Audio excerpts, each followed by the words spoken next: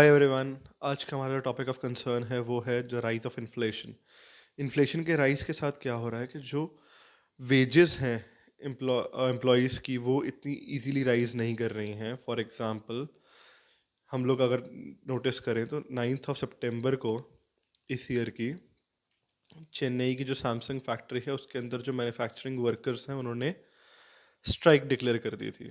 The major reason for this strike was that the inflation was increasing at a faster pace as compared to the pace at which their wages were increasing.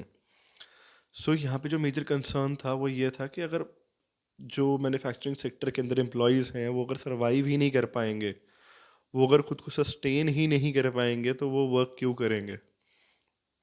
सबसे ज़्यादा ध्यान देने वाली बात यहाँ पर ये है कि इसी टाइम ड्यूरेशन के अराउंड जो हमारे तमिलनाडु के सीएम थे M K Stalin ji, he himself was in US promoting कि हमारी स्टेट हमारे वर्कर्स कितने ज़्यादा फेवरेबल हैं आपकी कंपनीज के लिए, आप इंडिया में आइए। लेकिन जो एक बेसिक नीड है किसी वर्कर की, आप उसको तो फुलफिल करिए। पहले पहले आप उसको तो कंप्लीशन की तरफ देखिए। सबसे इम्पॉर्टेंट चीज़ है कि वैसे भी जो नॉर्मल सिनारियोज हैं उसके अंदर भी जो मैन्युफैक्चरिंग सेक्टर के अंदर मीनियल वर्कर्स हैं उनकी जो सैलरीज होती हैं they are on a lower side as compared to the people who are in other sectors, their counterparts. यहाँ पे एक और चीज़ बहुत ज़्यादा ध्यान देने वाली है कि ये कोई पहला इवेंट नहीं हुआ है ऐसा। According to the US magazines, it has been showcase that attempting business or starting a new business in India is very very favorable because it is like the lowest manufacturing cost in the world.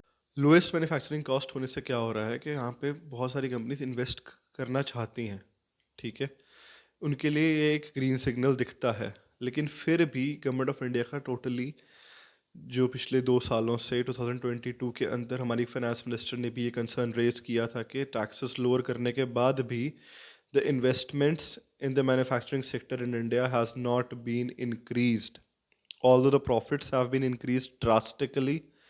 On the other hand, the wages and the investments, both of them have not been increased.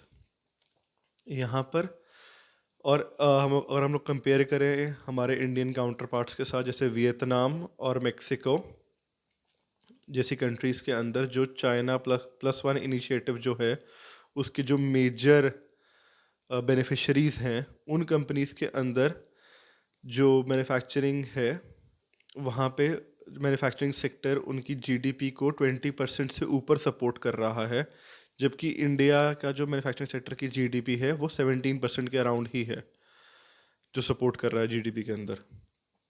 और जो workers हैं उनकी salaries are much better as compared to the Indian workers and their salaries.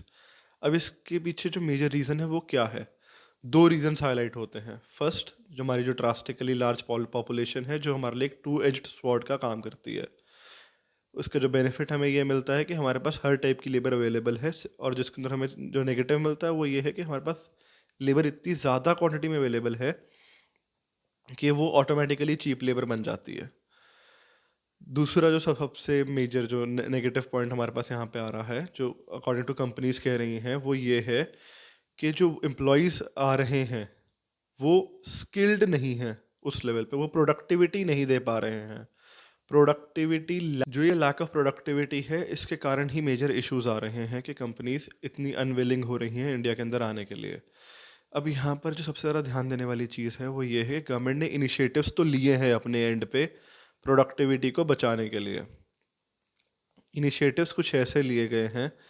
First and foremost यहाँ पे जो आ रहा है वो ये है कि 1000 से ऊपर आईटीआईज लॉन्च कर रही है government of India, which was announced in the budget of 2024 and 2025।